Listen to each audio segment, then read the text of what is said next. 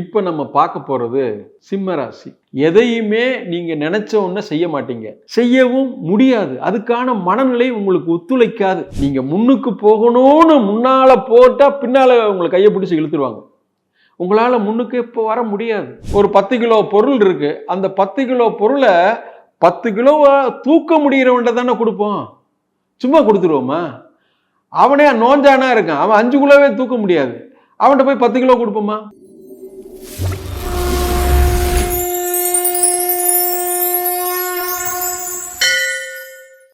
எமை ஆதரித்தருளும் பரமரகசிய சக்தி என்னை நம்பினோரையும் ஆதரியாது நிற்குமோ? ஐயம் வேண்டாம். ஓம் பாம்பன் சுவாமி சரணம், ஓம் பாம்பன் சுவாமி சரணம், ஓம் பாம்பன் சுவாமி சரணம், ஓம் பாம்பன் சுவாமி சரணம், ஓம் பாம்பன் சுவாமியே சரணம் சரணம் சரணம். ட்ரெண்ட் பக்தி நேயர்களுக்கு என்னுடைய பணிவான வணக்கம். இப்போ நம்ம பார்க்க போகிறது சிம்ம ராசி. அதாவது 2025 எப்படி இருக்கும் அப்படிங்கிறது எல்லாரும் மனசுக்குள்ள ஒரு கேள்வியாக இருக்குது. அதாவது ஒவ்வொரு வருஷமும் பிறக்கும் பொழுது இந்த வருஷம் எப்படி இருக்கும், இந்த வருஷம் எப்படி இருக்கும், இந்த வருஷம் எப்படி இருக்குங்கிற இந்த கேள்வி எல்லாத்தையும் தொடர்ந்து இருக்கத்தான் செய்யுது. கேட்டிங்களா? அப்போது அந்த கேள்வி தான் இந்த வருஷமும் இருக்குது. 24 விட 25 நல்லா இருக்குமா அப்படிங்கிற கேள்வி இருக்குது. அது எப்படி இருக்கும் அப்படின்னு நம்ம தான் இப்போ பார்க்க போகிறோம். அதுவும் இல்லாமல் குறிப்பாக 30 வருஷத்துக்கு ஒரு தடவை நிகழக்கூடிய சனி பெயர்ச்சி, அதாவது சனியும் ராகுவும் கிராஸ் ஆகக்கூடிய ஒரு நிகழ்வு இந்த வருஷம் நடக்குது. இந்த வருஷத்தில் சனி பயிற்சி நடக்குது, ராகு கேது பயிற்சி நடக்குது, குரு பயிற்சி நடக்குது. 3 பெரிய கிரகங்களோட பயிற்சி நடக்குது.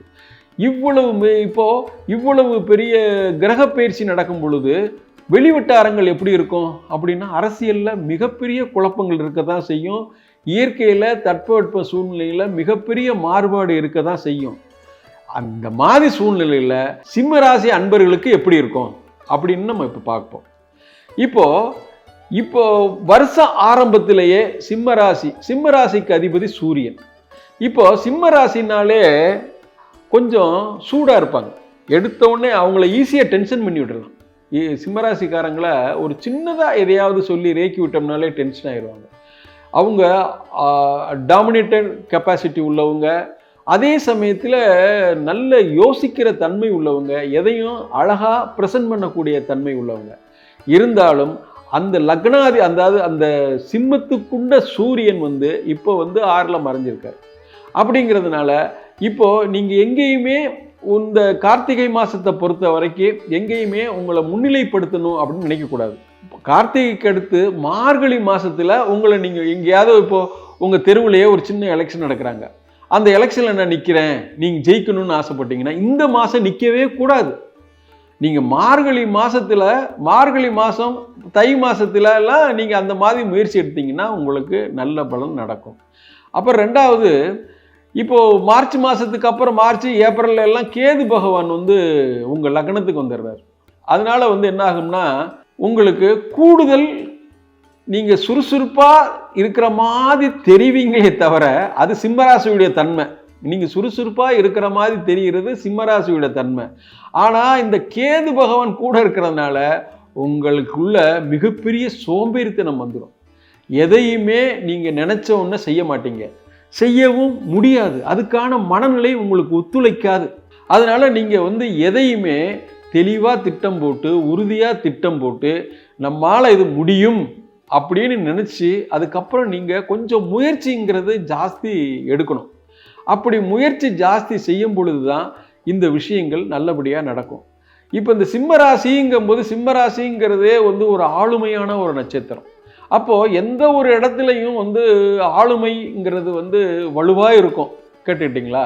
ஆனால் இந்த வருஷம் ராகு கேது இருக்கிறதுனால உங்களுடைய ஆளுமைங்கிறது செல்லுபடியாகிறது கொஞ்சம் கஷ்டம்தான். ஏன்னு கேட்டிங்கன்னா, எங்கே போனாலும் நீங்கள் முன்னுக்கு போகணும்னு முன்னால் போட்டால் பின்னால் உங்களை கையை பிடிச்சி இழுத்துருவாங்க. உங்களால் முன்னுக்கு இப்போ வர முடியாது.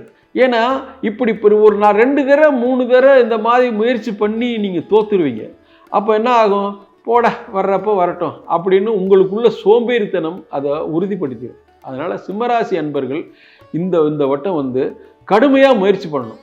அதனால் இப்போ சூரிய பகவானுடைய ப்ரேயர் இருந்துச்சுன்னா நிச்சயமாக உங்களுக்கு நல்லது நடக்கிறதுக்கான ஒரு வாய்ப்பு இருக்குது. இப்போ சிம்மராசி அன்பர்களுக்கு பணபலம் எப்படி இருக்கும், அதிர்ஷ்டம் எப்படி இருக்குன்னா, அதிர்ஷ்டத்துக்கு எந்த குறையும் இல்லை, அது நல்லா தான் இருக்கும், அதில் ஒன்றும் பிரச்சனை இல்லை. கேட்டுக்கிட்டிங்களா? அதே சமயத்தில் பணபலம் எப்படி இருக்கும்னா, பணப்புழக்கம்ங்கிறது போன வருஷத்தில் எந்த மாதிரி இருந்ததோ அதே மாதிரி இந்த வருஷமும் பணப்புழக்கம் உங்களுக்கு இருக்க தான் செய்யும்.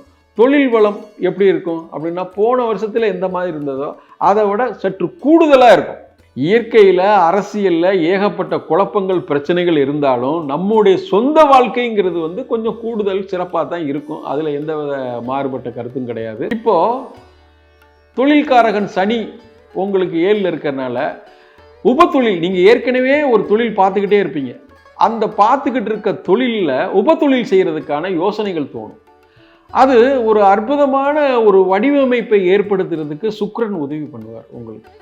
நிச்சயமாக வந்து உங்களுடைய சிந்தனை இந்த நேரத்தில் ஏற்படக்கூடிய ஒரு அதாவது நீங்கள் பார்த்துக்கிட்டு இருக்க தொழிலை விட்டுட்டு இன்னொரு தொழில், உபத்தொழில், அடிஷ்னலாக ஒரு தொழில் ஆரம்பிக்கணும்னு ஆசைப்படுவீங்களே, அந்த தொழில் மிகவும் சிறப்பாக அமைகிறதுக்கான ஒரு நேரம் இப்போ வந்துருச்சு. ஆக இப்போ உங்களுக்கு நல்ல நேரமா கெட்ட நேரமா அப்படின்னு கேட்டிங்கன்னா, நல்ல நேரம்தான், ஆனால் கொஞ்சோண்டு கெட்ட நேரமும் இருக்குது நமக்கு. அதனால எதையுமே சிந்தித்து செயல்படுவதுங்கிறது வந்து ஒரு நல்ல ஒரு விஷயம். இப்போ இப்போ இப்போ உங்களுக்கு நண்பர்கள் வந்து அதிகமாக உங்களுக்கு கூட இருப்பாங்க. இந்த நண்பர்கள் 4 நல்ல விஷயத்தையும் சொல்லுவான், 4 கெட்ட விஷயத்தையும் சொல்லுவான்.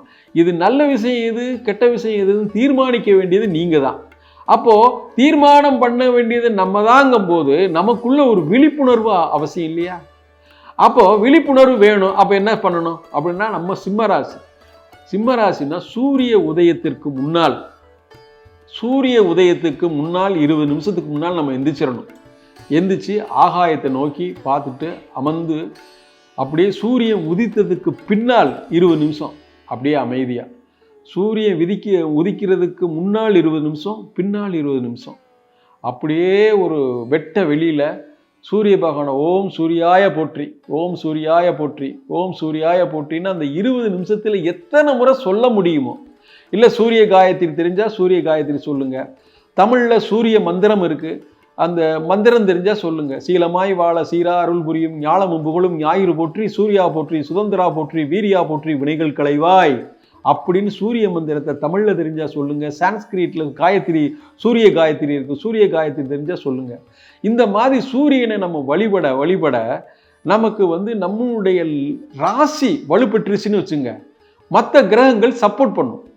நம்மளே வலு இல்லைன்னு வச்சுங்க, இப்போது ஒருத்தன்ட்ட ஒரு பொறுப்பை கொடுக்குறோம், ஒரு 10 கிலோ பொருள் இருக்குது, அந்த 10 கிலோ பொருளை 10 கிலோவை தூக்க முடிகிறவன்ட்ட தானே கொடுப்போம், சும்மா கொடுத்துருவோமா?